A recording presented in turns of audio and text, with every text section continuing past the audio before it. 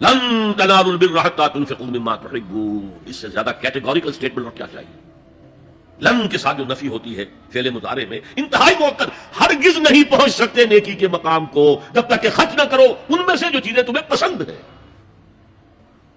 قمیض پھٹ گئی ہے، بوسیدہ دے دو کسی کو، یہ نہیں ہے خیرات و صدقات، بلکہ جو تمہیں محبوب ہو۔ لن تنالوا البر، بر کے مقام تک نہیں پہنچ سکتے۔ پھر میں کہہ رہا ہوں عابد ہو سکتے ہو، زاہد ہو سکتے ہو، علم کا معاملہ ہے، محدث ہو سکتے ہو، مفسر ہو سکتے ہو، فقیہ ہو سکتے ہو، مفتی ہو سکتے ہو، سب کچھ ہو سکتے ہو، قرآن مجید کی روح سے نیک نہیں کہلا سکتے ہو۔ وآتى المال على حبه، اب اس میں جو ترتیب میں نے کہا تھا، الاقرب فالاقرب، الاقرب فالاقرب، سب سے پہلے ذوی القربى، اور اس میں اکثر و بیشتر ہم سے کوتاہی ہوتی ہے۔ دور دراز کے لوگوں کے ساتھ نیکی ہو رہی ہے، سگے بھائی کی بیوہ اور یتیم بچے جو ہیں وہ محروم ہیں، انہوں نے اس وقت یہ کر دیا تھا، یہ کر دیا تھا، ظاہر بات ہے کہ رشتہ داروں سے تو شکایتیں ہوتی ہیں، یہ تو ہمیشہ ہمارے مخالف رہے جی، ان کی ہم کیسے مدد کریں؟ اگر تو اللہ کے لیے دینا ہے تو پہلا حق ان کا،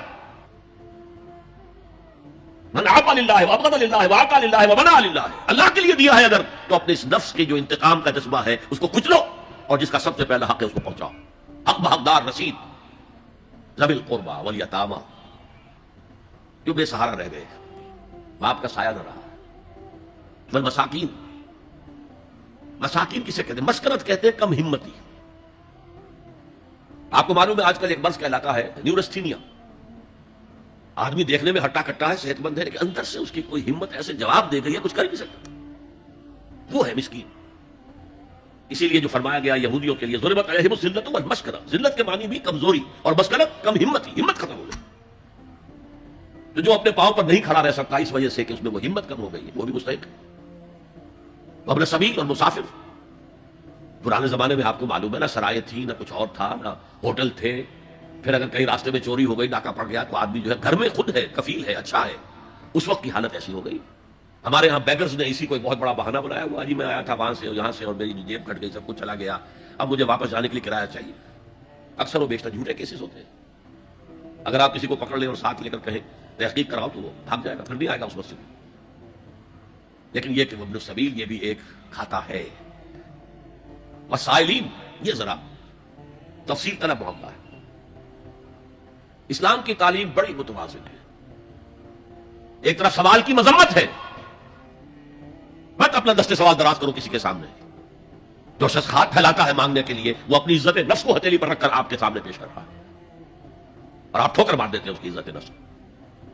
مانگو اللہ سے، اللہ کسی کے دل میں ڈالے تمہاری ضرورت پوری کر سکتا ہے، بغیر اس کے کہ تم کسی کے سامنے دستے سوال دراز کرو۔ تو سخت مذمت ہے، اور خاص طور پر بیگری جو ایک انسٹیٹیوشن بن گیا ہے، پیشہ بن گیا ہے، وہ تو اسلام کی تعلیمات کے منافی ہے۔ اور جس طرح کی ہم خیرات بانٹتے ہیں، 5 روپے کا نوٹ دے رہے ہیں مانگنے والوں کو مسجدوں کے باہر، سمجھ رہے ہیں ہم نے حاتم طائی کی خبر کو لات مار دی، حالانکہ حقیقت میں آپ انسٹیٹیوشن آف بیگری کو سپورٹ کر رہے ہیں۔ کسی ایک کو لے لو، آؤ چلو مجھے اپنا گھر دکھاؤ، مجھے بتاؤ تم واقعی اس قابل ہو یا نہیں ہو، اور پھر اس کی مدد کریں، لمسم کریں، پھر وہ 5 روپے نہیں ایسی دیں کہ وہ کچھ اپنے پاؤں پر کھڑا ہو سکے۔ میں نے 1 روپیہ نہیں کہا، دیکھیں 1 روپیہ تو اب کوئی شے نہیں رہی، لیکن یہ کہ 5 روپے کا نوٹ بھی آپ نے تقسیم کرنے شروع کر دیے، یہ کیا ہے؟ وسائلین وفی الرقاب، لیکن دوسری طرف سائل کو جھڑکنا نہیں ہے، اما سائل فلا تنہر، جھڑکو نہیں، اچھا بھائی نہیں معاف کرو میرے پاس اس وقت آپ کی مدد کے لیے کچھ نہیں ہے، میں کچھ نہیں کر سکتا۔ تو ان دونوں کے درمیان اصل میں معاملہ ہونا چاہیے، بلکہ یہاں تک بھی فرمایا سائل کو ضرور دو، چاہے وہ گھوڑے پر سوار ہو کر تمہارے دروازے پہ آیا، کیا پتا اس کی واقعی الجھن کیا ہے۔ تو سوال کی مذمت اور سائل کو جھڑکنے کی ممانعت، حتی الامکان خالی ہاتھ نہ لوٹاؤ، اس نے اپنی عزت نفس اپنی ہتھیلی پر رکھ کر تمہاری سامنے پیش کر دیا، اسے ٹھوکر نہ مارو۔ لیکن جیسا کہ میں نے عرض کیا، یہ انسٹیٹیوشن آف بیگری جو ہے یہ ایک علیحدہ شے ہے، بالکل اس کا اس سے کوئی تعلق نہ سمجھیے۔ وفی الرقاب، رقاب جمع ہے رقبہ، گردن، فک رقبۃ او اطعام فی یوم ذی مسغبۃ یتیما ذا مقربۃ او مسکینا ذا متربہ۔ فک رقبۃ، کسی کی گردن چھڑا دینا۔ اس وقت سب سے بڑی اپلیکیشن اس کی تھی غلاموں کو، کنیزوں کو اپنے پیسے سے خرید کر آزاد کر دینا، بہت بڑی نیکی، بہت بڑی نیکی۔ اور حضرت ابو بکر رضی اللہ تعالیٰ عنہ کے دفتر فضائل میں سب سے اونچا کام یہ ہے کہ جن غلاموں کو، جن کنیزوں کو ستایا جا رہا تھا، دیئر اونرز دیئر ماسٹرز، ان کے آقا کو حق حاصل تھا، جو چاہے کریں ان کے ساتھ، قتل کرنے کوئی پوچھنے والا نہیں ہے. میں پہلے بھی عرض کر چکا ہوں. میری ملکیت ہے، جیسے میری بکری میری ملکیت ہے، میں نے اس کو ذبح کیا، گوشت کھا لیا، تم کون ہوتے ہو پوچھنے والے؟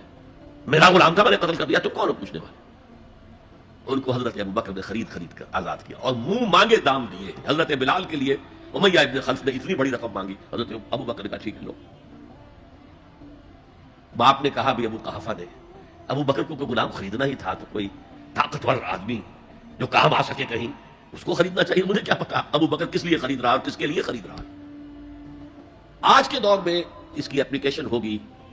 کوئی شخص جو ہے اگر قرض میں اس طرح جکڑا جائے کہ لاکھ ہاتھ پاؤں مارے نکل نہیں سکتا، اس کو کوئی لمپ سم مدد دے کر اس قابل کیا جائے کہ وہ پھر اپنے پاؤں پر کھڑا ہو جائے. یہ نہیں کہ اسے آپ ہر مہینے کچھ رقم دیتے رہے مینٹیننس کے لیے، نہیں، اسے تو اسی پوزیشن میں رہے گا.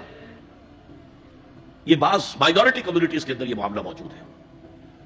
کوئی بھائی اگر گر گیا ہے کاروبار میں تو اس کی پھر ایسی مدد کی جائے کہ وہ پھر آپ کی صف میں آ کر کھڑا ہو جائے. Respectable members of your community وہ اس شکل میں پہنچ جائے. یہ بھی فک و رقبت اس کی ذیل میں آج کل آئے گا.